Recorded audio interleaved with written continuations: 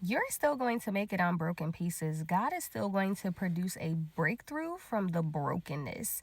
It may seem like all hell is breaking loose. It may seem like in the midst of chaos, things are not getting better, that they're just getting worse. You got to understand that the breaking is going to produce fruit that will yield and multiply for seasons and generations to come.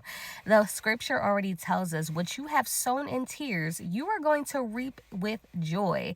You're going to reap with joy. God sees all, He hears all, He has not turned a blind eye. He's not oblivious to the schemes that are happening from the enemy, and He's also not oblivious to what you're going through, because all that pressing on the sides, you're not crushed, but you're being pressed because it's going to produce an oil that will never run dry. For the Bible has already told us He has anointed our head with oil, that our cup is going to overflow. It has to overflow. But before the overflow happens, we got to be pressed. We got to get broken down. We got to get molded into the version who God has called us to walk into. Because again, there are blessings attached to your name. There's healing attached to your name. There's restoration attached to your name. There's abundance attached to your name. There are people that you have not even met yet attached to your name. But in order for you to reap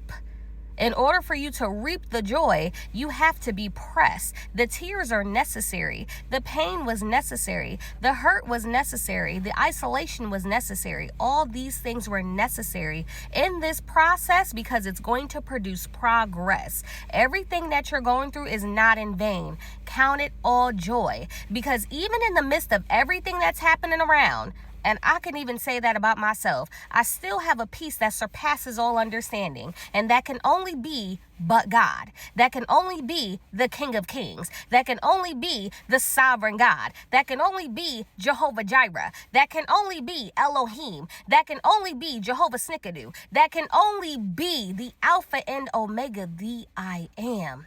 It can only be Him. It can only be Him. So yes, it hurt. Yes, it stung, but no weapon that has formed against you will prosper. Say it with me. No weapon formed against me will prosper.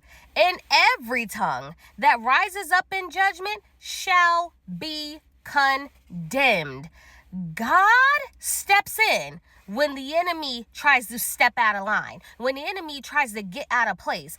God has already stepped in. He's already fought the battle, and you have already won. We fight from victory, not to victory. And sometimes we got to switch it around, because we may get it confused when we're in the midst of a trial. We're in the midst of a wilderness season when we're being tempted. We have to turn it around. I don't need to get there because I already have it. I already have it. The lens just have to change. We may have to refocus a little bit, but that is okay, because what God is going to produce out of you, God is going to get the glory. God is going to get the glory, and He's going to get the glory through you. Stay blessed, because I know at the end of the day, the breaking and molding is necessary, because the process is going to produce progress. Stay blessed.